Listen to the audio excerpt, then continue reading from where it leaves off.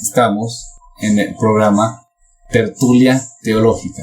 Estamos reflexionando con una charla amena con diferentes invitados.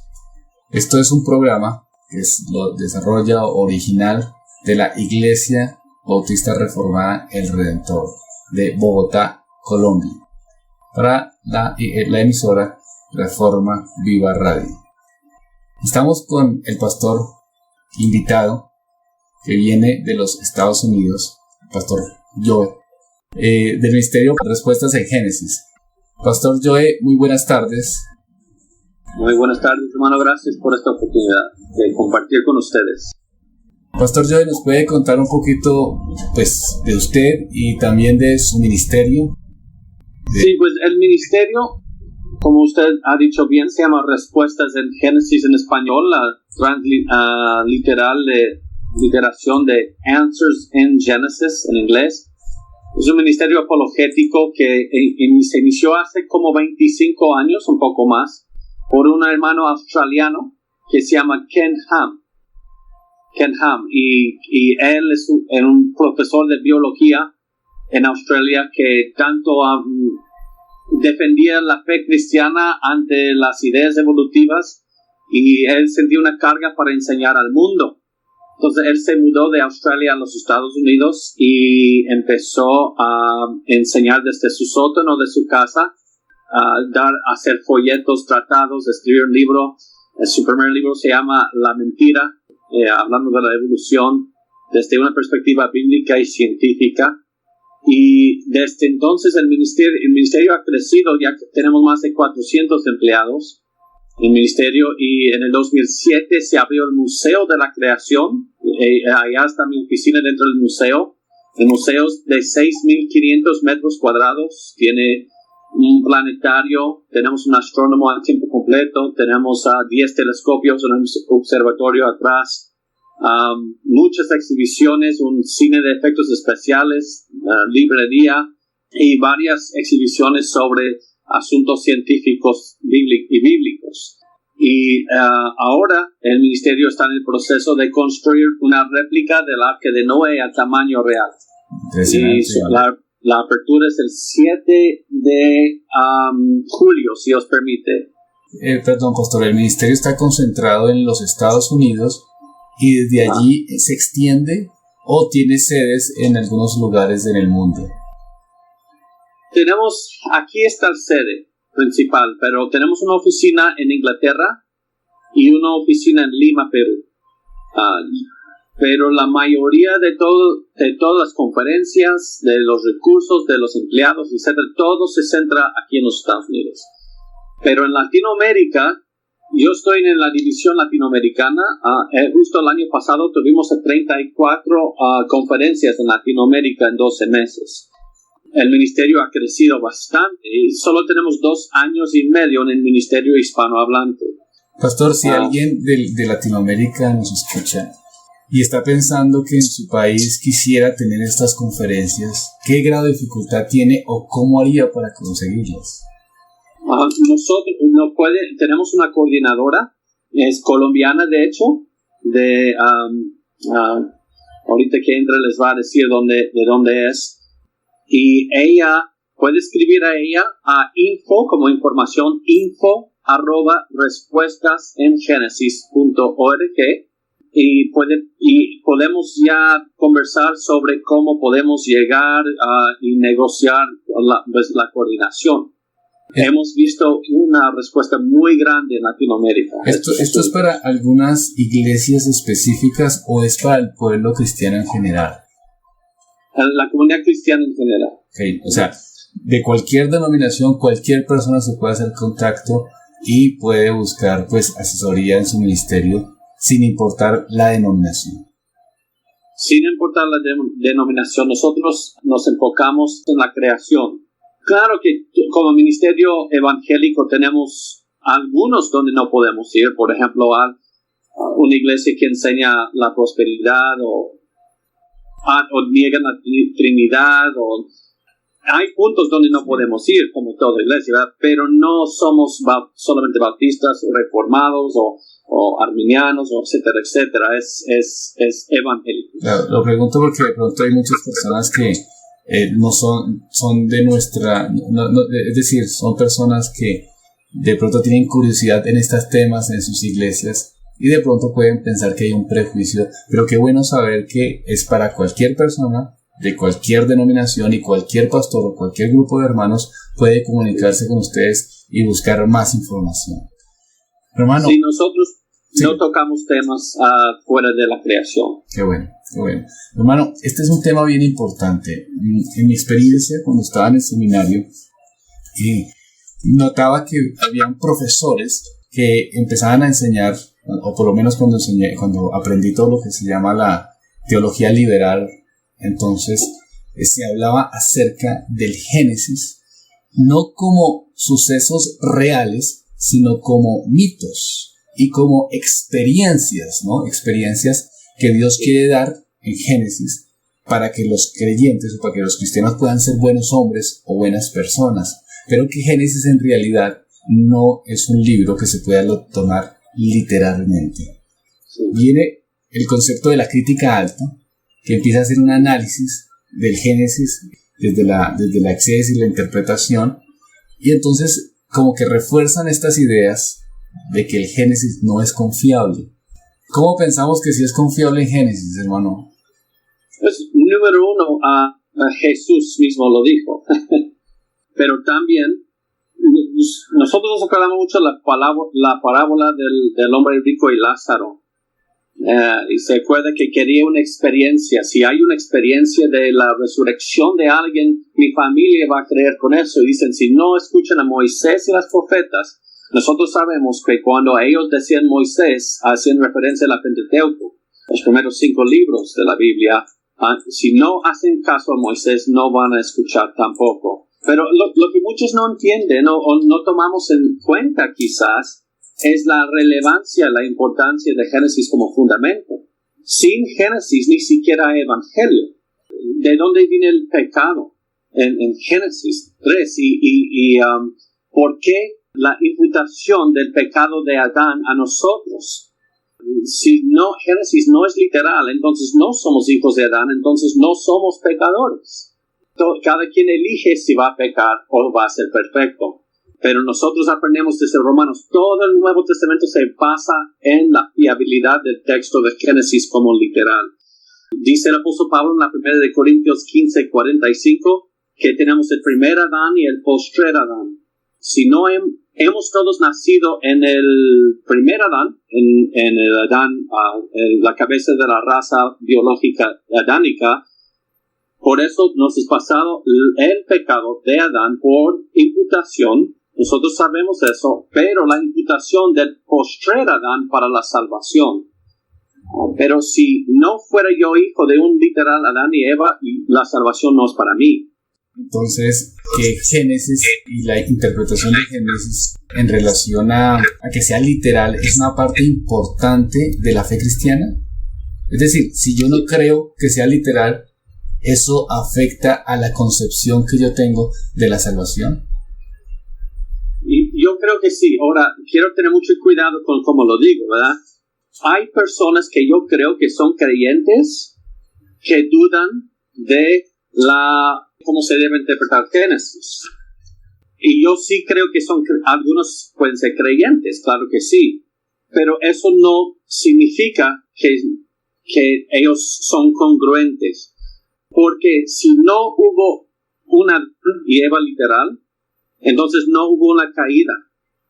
Y si no hay caída, entonces ¿de qué nos salvó Jesús? ¿Por qué dice la Escritura que la muerte es el enemigo y Él venció la muerte en la resurrección?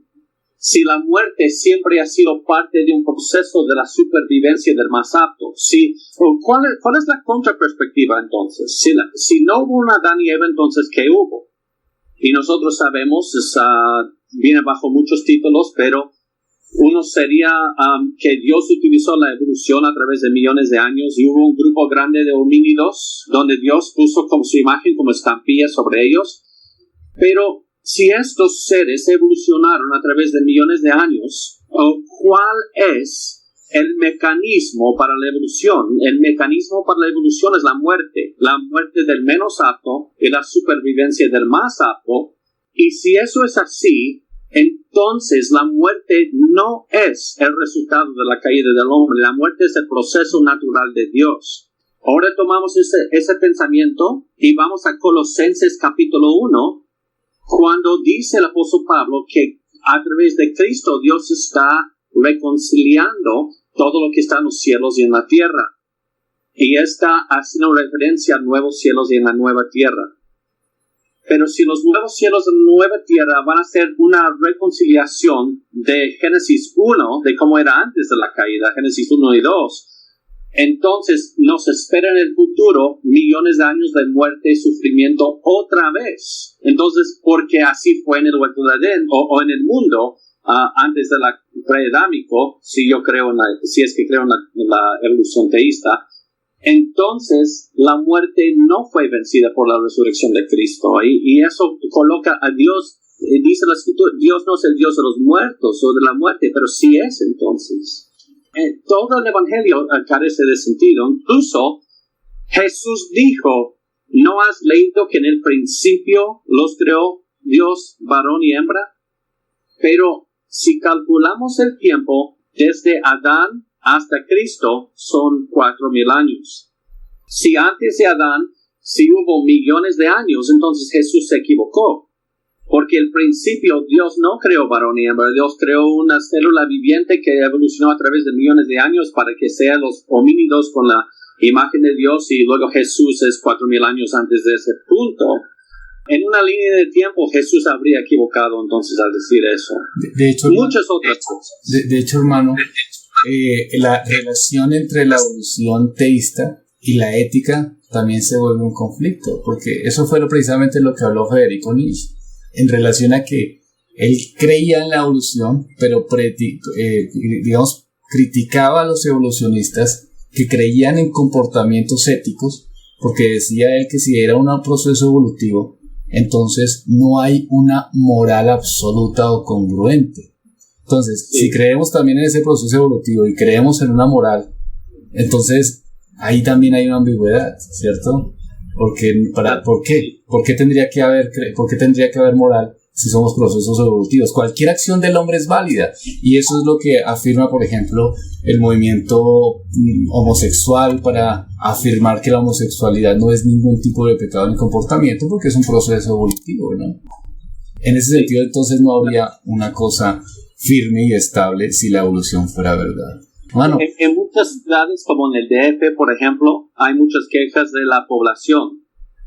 Pero si yo tengo una perspectiva evolutiva, aún evolutiva teísta, exacto, yo puedo decir que homosexualismo va a ayudar a que no crezca tan rápido la población. Está viendo lo que empezamos a ver a los humanos como si fueran animales. Pero si hubo evolución teísta, simplemente somos animales. Incluso hay un problema teológico muy grande con eso. Ustedes saben, Génesis capítulo 1 dice, Nefesh Kaya, un ser viviente, un alma viviente. El Dios tomó un cuerpo de un hombre que él creó del polvo de la tierra, y él le sopló el aliento de vida y se volvió un alma viviente, un ser viviente. Eso es Nefesh Kaya en el hebreo. Pero también Dios hizo lo mismo con los animales en cuanto a eso, que dice que los animales también tenían Nefesh Kaya. Pero el problema con eso es que la evolución teísta dice que Dios tomó un ser viviente, un animal, ya con Nefesh Kaya, y sopló el aliento de vida y se hizo un hombre. Y eso es ya la forma opuesta que enseña la palabra de Dios, que Dios crea al hombre. Va en contra del mismo texto. Y Dios no podemos decir eso contradice totalmente lo que dice la palabra de Dios, pero para hacer una concesión voy a decir que fue imaginería o no es literal. Dios no va a contradecir, aún hablando simbólicamente. No puede ser, ¿cierto? La palabra de Dios es verdad y es absoluta. Hermano, unas preguntas que son comunes y que es curiosidad de la mayoría de las personas en relación a estos temas. Por ejemplo, ¿qué edad tiene la Tierra? Si nosotros utilizamos la cronología bíblica, tendría alrededor de 6,000 años.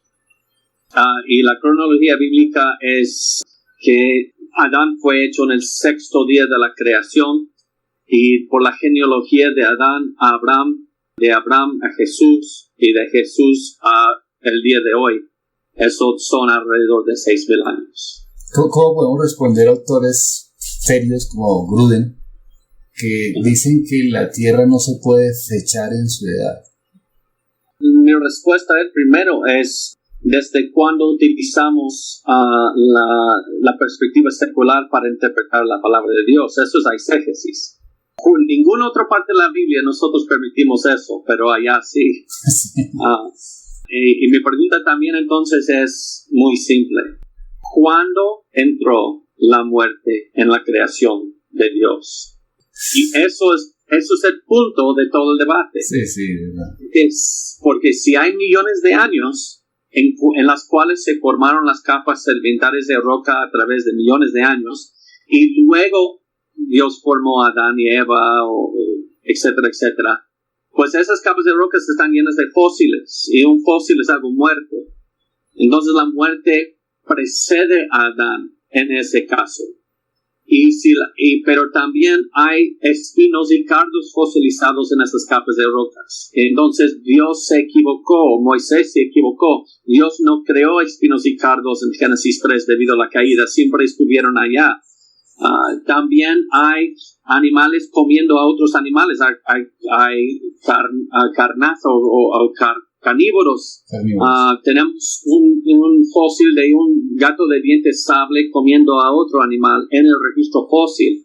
Si esos son millones de años antes de Adán, entonces cuando Dios dice en Génesis 1 que dio toda hierba verde para toda bestia del campo y el hombre, y no fue hasta la caída que empezaron a comer carne, animales, y luego después del diluvio, cuando Dios permitió al hombre comer carne. Entonces eso refutaría toda la Biblia sistemáticamente, pero muchas personas no quieren llevarlo hasta allá. Incluso Romanos 5:12 dice que el pecado entró por un hombre, y mediante el pecado que la muerte pasó a todos los hombres por cuanto todos han pecado. Pues un grave problema con eso es, entonces hubo 2 entradas de la muerte, por el hombre, pero millones de años antes, por quién sabe cuál otra razón. Entonces al final de Génesis 1, Dios mirando hacia atrás a millones de años, a múltiples millones de años de pasado, de muerte, de carnaza, matanza, homicidio, genocidio, etcétera, etcétera, Dios dijo bueno en gran manera. Y ahora estoy respondiendo a un teólogo ahorita.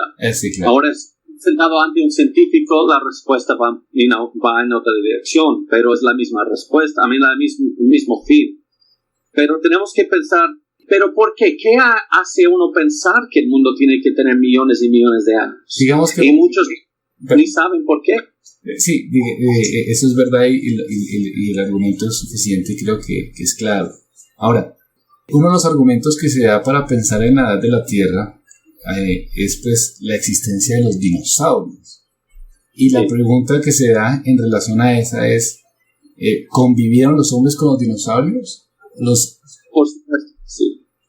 Convivieron. Sí, o sea, cuando Dios creó a Adán y Eva, cuando Dios hizo la creación, creó también los dinosaurios. ¿En el huerto del Edén habían dinosaurios? Sería la pregunta entonces. Yo creo que sí. Incluso, como si estoy hablando con un teólogo, por ejemplo, el exégesis es extraer del texto, eisegesis es meter mis ideas extrabíblicas al texto. Ahora, dice en Génesis 1 que todas las bestias del campo creó Dios en el 6º día de la creación. Y dinosaurios fueron animales terrestres, reptiles, pero lo que los hace diferencias, hablando de la taxonomía de animales, cómo clasificamos a los animales, lo que los separa de un lagarto, un caimán, un cocodrilo, es que ellos tenían sus patas, extremidades, abajo de su cuerpo. Por ejemplo, un cocodrilo o un lagarto tiene sus patas hacia el lado, horizontalmente. Por eso un cocodrilo no es un dinosaurio, técnicamente hablando. Por ejemplo, entonces, cuando yo quiero pensar cuándo creó Dios los dinosaurios, estoy pensando como un Tyrannosaurus Rex, porque todo el mundo sabe quién es el T-Rex, ¿verdad? Es el más famoso, sí, es el famoso. especialmente entre los niños. Y son animales terrestres, entonces tenía que ser creado en el sexto día de la creación. Bueno, pero, la razón... diga. Permítame ser un poco abogado del diablo. Sí. Los dinosaurios tenían colmillos. Si tenían colmillos, entonces ¿por qué aparecieron en el huerto? Siendo que en el huerto básicamente, pues, solo se comían vegetales. Varios animales que tienen colmillos no comen carne. El murciélago de fruta tiene los dientes más afilados que cualquier y grandes en comparación a su cráneo, respectivamente hablando, que la mayoría de cualquier carnívoro, y solo comen fruta. Pero yo no quiero ser simplístico tampoco, porque también sabemos que hubo cambios de diseño. Hay algo que se llama estructuras de defensa y ataque. Las uñas muy grandes de una águila o la manera que recoge un animal o la forma de un pico de una águila para poder matar al ratoncito cuando lo tiene y comerlo. Y uno dice, ¿por qué hay diseño para matar? Porque no solamente los dinosaurios, hermano, piensa en muchos otros animales que vemos hoy en día que parece que tienen diseño para matar. Pero tenemos que tomar en cuenta varias cosas ahí. 4 cosas, creo son. Número 1, si usted busca en Google, en el Internet, y ponga cráneo de murciélago de fruta, usted va a ver un cráneo que se ve feroz. Pero ese animal jamás va a comer carne. Otro animal es el panda, que 99% de su dieta es bambú. Y solo comen poquito de pequeña carne, solo para algo que necesita, pero esos dientes son para romper bambú. Y a veces no lo pensamos. ¿Cuál es más difícil romper para comer? ¿El bambú o carne cruda? Hermano, pero otra cosa también, espinos y cardos no estaban en la creación original de Dios. Entonces Dios cambió el diseño y espinos y cardos son estructuras de defensa para una planta. Son estructuras para sobrevivir, en ayudar a la supervivencia en un mundo violento. Entonces espinos y cardos, entonces eso solamente puede ser un ejemplo de muchos cambios de diseño que hizo Dios. Pero hay otra cosa que tenemos que ver. Aunque la tercera puede ser una combinación de las primeras 2 que le acabo de decir, sí. La cuarta tenemos un Dios soberano. Y supongamos por un momento que Cristo venga hoy y se acaba todo. ¿Ok? Cual sea nuestra perspectiva del futuro, etcétera, pero todos estamos de acuerdo que Cristo va a volver. Sí, en eso está nuestra esperanza. Y luego nosotros todos los que somos creyentes creemos en un nuevo cielo y una nueva tierra, en la resurrección de entre los muertos. Esos son los básicos de la fe cristiana. Aunque vamos a decir que un Dios soberano está mirando su creación porque Él está fuera de tiempo y Él sabe que los primeros meses o primeros pocos años van a vivir sin el pecado. Y luego van a pasar 6,000, 7,000 años viviendo en un mundo donde hay destrucción y pecado y carnaza, etc. Y luego Él va a volver y recrear o rehacer los cielos y la tierra. Un Dios soberano puede diseñar para la mayoría del tiempo del mundo, van a vivir en carnaza. Porque Él va a diseñar todo para ser vegetariano si Él sabe que dentro de unos meses van a caer y todo el futuro en esta época del tiempo antes de su segunda venida vamos a vivir en carnaza y matanza. Sí, es la soberanía de Dios y su plan, ¿verdad? Y su desarrollo planificado, y es una cosa que tenemos que como creyentes tener claro, que está, digamos, en su plan está también lo que iba a suceder, y Dios, digamos, providencialmente nos da las herramientas para sostenernos aún después de la caída, ¿verdad? ¿Es como la idea? Sí. Si yo voy a manejar en un camino estrecho, bonito, voy a decir, pues yo no necesito prestar mucha atención, ni necesito los focos de mi auto, porque nada más voy derecho, ¿verdad? Así es. Pero digamos que yo, aunque se ve todo suave aquí, yo sé en 200 kilómetros más adelante hay un problema en el camino y tengo que ver muy bien para prevenir un accidente. Claro. Yo voy a dejar las luces prendidas y arreglar todo, no para el camino suave, sino yo sabiendo en el futuro que las voy a necesitar.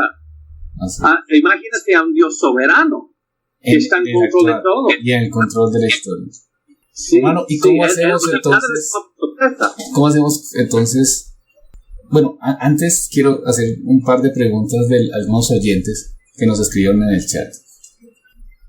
La pregunta, bueno, hay algunas más, pero quiero dejarlas que se relacionan simplemente con el tema que estamos tratando en este instante.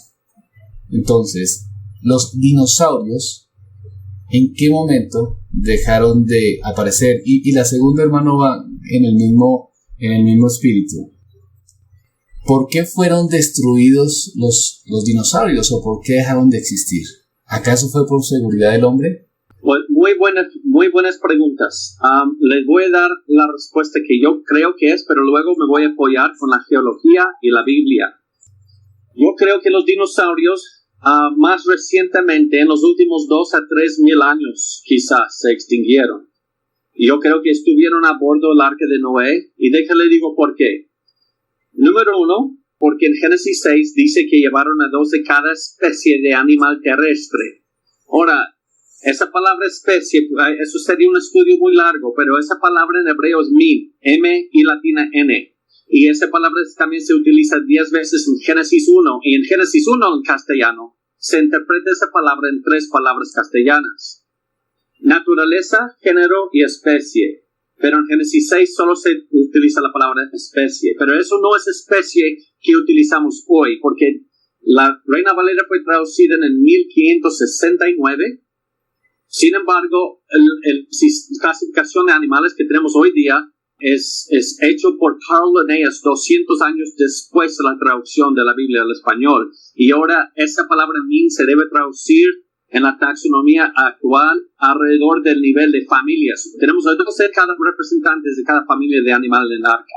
Y en las capas asentadas que mayormente son creídos por los geólogos cristianos, que fueron asentadas por el diluvio, hay fósiles de dinosaurios. Y eso significa que en el tiempo del diluvio todavía vivían dinosaurios.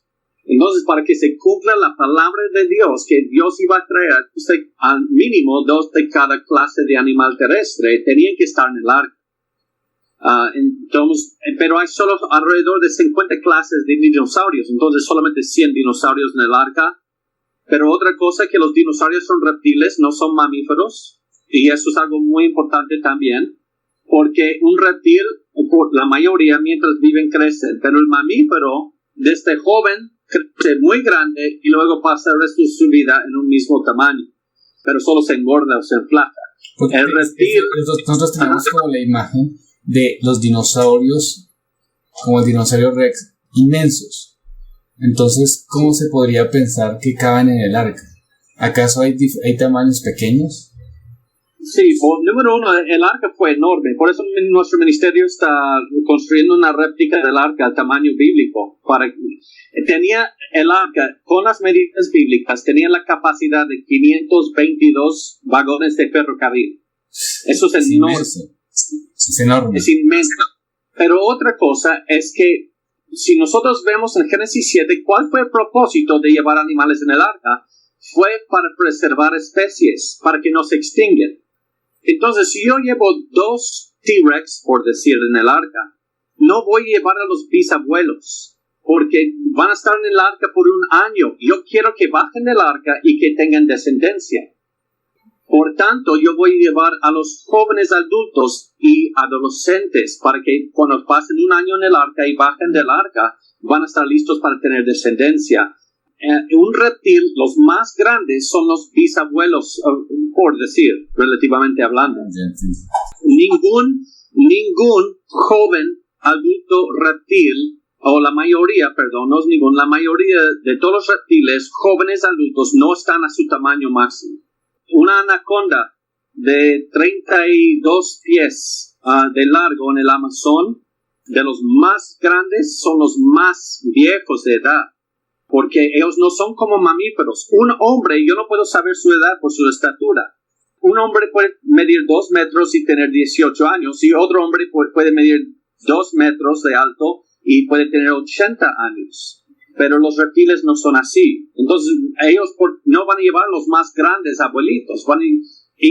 Y también, todo dinosaurio nace de huevo. Y el huevo más grande de un dinosaurio es el tamaño de un fútbol soccer. Entonces, ¿qué significa eso del gran saurópodo? Nació muy pequeño, como el tamaño de un perrito chiquito. Exacto, y además que no sé si estoy equivocado, usted me corrige, pero de las 50 especies de dinosaurios, su gran mayoría eran tamaños pequeños. Sí, el tamaño promedio de un dinosaurio fue el tamaño de una oveja. Exacto. Y algunos del tamaño de una gallina. Porque librándose cada clase de animal, aunque hay varias especies en cada clase de animal. Y no porque nosotros lo estemos diciendo, sino porque creo que eso es lo que son los hallazgos arqueológicos que han descubierto, ¿verdad? Sí. Otra razón, ahora arqueológica, por la que creemos que hubo dinosaurios en el arca, es que hay dibujos en cavernas de dinosaurios por los nativos. Y un diluvio habría lavado todos esos dibujos, no los podríamos ver. Tienen que ser de después del diluvio, que los hombres los vieron. ¿Y por qué se extinguirían? ¿Qué pasaría ahí para que ya no existan? La razón por la cual que se extinguieron está en Romanos 8, 20 al 22. Dice que toda la creación aún gime con dolores de parto. El mundo, desde la caída, no por millones de años en Génesis 1, como estuvimos hablando de antes, sino Romanos 8, 20 a 22 nos enseña que toda la destrucción, la muerte, etcétera, toda la creación ha cambiado debido al pecado del hombre. Y ahora el ambiente no puede sostener la vida como Dios originalmente la creó. Y si usted ve la cantidad de especies que se extinguen cada 24 horas, no es de sorprendernos. ¿Puede adivinar cuántas especies de animales se extinguen cada 24 horas? Es verdad. 200. 200 especies cada 24 horas se extinguen en este mundo. Algo está mal en el mundo. ¿Qué está mal? Que este mundo ya no puede sostener la vida como debe, y eso nos lleva nuevamente a la Biblia, Romanos 8, 20 a 22. Toda la creación aún gime con dolores de parto. Sí. Por eso nuestra esperanza está en los nuevos cielos y una nueva tierra, donde no se van a extinguir. Y ellos, los más grandes especialmente, en una pequeña era de hielo provocado por el diluvio después, imagínense los reptiles grandes de sangre fría, todo lo que necesitan para mantenerse calientes. Yo tengo un pitón que compré cuando yo tenía 12 años. Tengo 36 años y aún vive. Y ese pitón ya es grande y necesita una roca con electricidad que ponemos para darle calor porque es de sangre fría. Imagínense una era de hielo, un grande saurópodo. ¿Cómo se va a calentar? Hay muchas cosas en una era de hielo.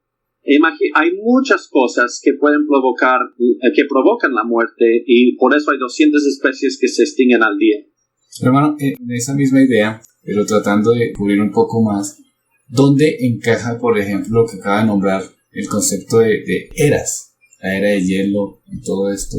¿Cómo encaja? Sí. Eso es parte del proceso evolutivo, pero también entonces pertenece, o sea, si fue así, ¿cómo se maneja esto?